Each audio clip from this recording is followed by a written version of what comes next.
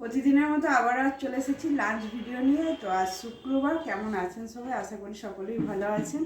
তো চলুন দেখাই কি কি রান্না করেছি। এখানে আছে ভাত, গরম ধোঁয়াটা ভাত। এখানে আছে স্যালাড, তার সাথে লেবু কেটে নিয়েছি। এখানে আছে রুই মাছের ভাপা, এটা রাত্রের জন্যই করে রেখেছি। এখানে আছে বিনস, বেগুন, আলু সমস্ত কিছু দিয়ে একটা সবজি। শীতকালে তো অনেক রকমের সবজি পাওয়া যায়, খাওয়াও হয় ভীষণ রকমভাবে। আর এখানে হয়েছে ঘুগনি টিফিনের জন্য। মটরটা একটু গলে গেছে, প্রথমে সিটি দিলাম, তারপরে সেদ্ধ হলো না দেখে আবার দিলাম। যাই হোক, এই হলো ঘুগনি।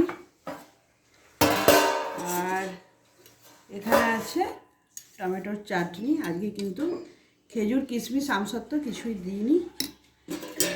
আর এখানে আছে